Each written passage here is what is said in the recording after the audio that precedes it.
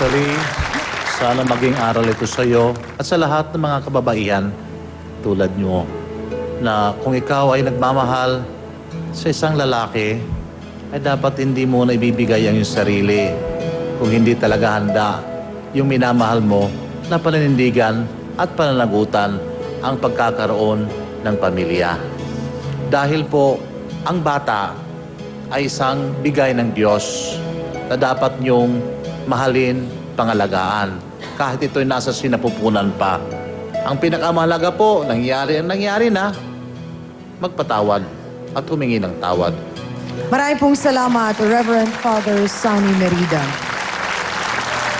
Rosalie, alam ko kung gaano kasakit ang nararamdaman mo at kung gaano kasakit para sa iyo ang mawala ng isang anak at kung gaano kasakit din para sa iyo na ang isang taong minahal mo na inaasahan mong magkakaroon kayo ng isang magandang pamilya ay hindi ganoon ang nangyari.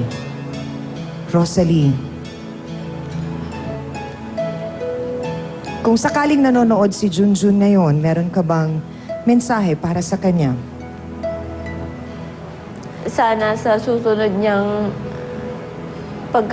sa susunod na magkaroon siya ng makakasama, sana po handa na siya sa magiging responsibilidad niya bilang ama sa magiging anak niya.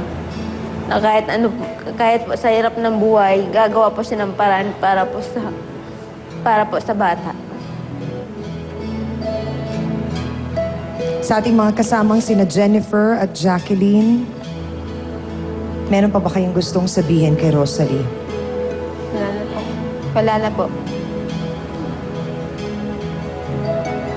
Kaya niyo bang humingi rin ng tawad kay Rosalie sa mga nangyari? Kaya po. Ayan siya. Sally, sorry kung may nasabi ako hindi maganda sa'yo.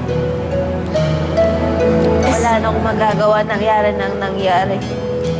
Mahirap mabuhay na puno ng galit ang iyong puso. Dapat po marunong tayo magpatawad sa isa't isa, tanggapin ng Aling Mildred, meron pa ho ba kayong nais sabihin? Sana po, sa kanila po, sakali man magkaroon ng asawa ang inyong kapatid, hayaan nyo lang sila magdesisyon. At isa yun naman, sakaling ikaw rin magkaroon na rin ng ibang alagaan mo na lang din ang sarili mo, pati siya, para hindi kayo mag-aaway. Maraming salamat po sa ating mga panauhin. Aminan na po tayo mga kapatid, ano nga ba ang natutunan natin sa ating pong issue ngayong araw na ito?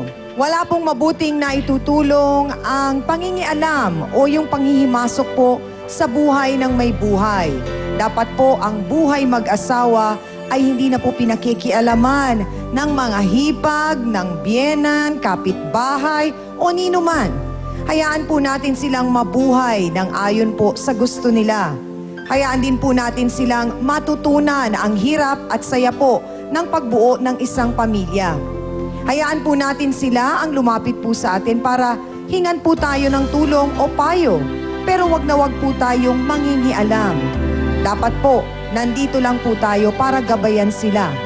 Sa mga kababaihan naman, hindi po dahilan ang pagiging buntis para naman maging rason po ito para makuha ang atensyon at masunod po ang gusto natin sa lahat ng oras. Sana po maging aral ito sa ating pong lahat. Ang kwentong nasaksihan po natin ngayon ay nakakalungkot isipin na ang dahilan po sa pakikialam na uwi sa alitan at buhay po ng isang kawawang sanggol ang naging kabayaran. Maraming salamat po sa pagsama nyo sa amin sa isang oras. At maraming salamat sa aking co-host na si Hans Mortel. Sa Dance Squad. Kina B1 at B2. Sa ating pong mahal na trio, tagapayo. Ang ating pong mga kasawsawan sa studio, ang mga sawsawero, sawsawera. Higit sa lahat sa ating pong mga bisitang nagpaunlak po at nagbahagi ng kanilang kwento. Samahan po niyo ulit kami para sa isa na namang kwentong kapupulutan po nating lahat ng payo at aral. Ako po muli ang inyong Siyang Ami na laging nagpapaalala, ang problema pwede mong tawanan, pero hindi mo yan dapat talikuran. Kaya kung may problema ka, harapin mo, pag-usapan natin yan face to face. Para po sa inyo po, mga kapatid. Ano ba itong mga anak ko? Ano ba nangyayari sa inyo? Pilit ko kahit na halos maupos akong kandila, pilit ko tumayo na, huwag mangyari kasi kung may nangyari sa akin, mag-away-away sila. Ano po?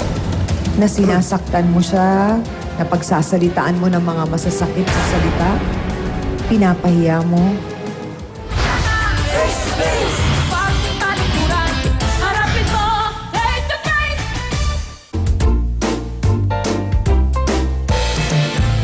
Face to Face was brought to you by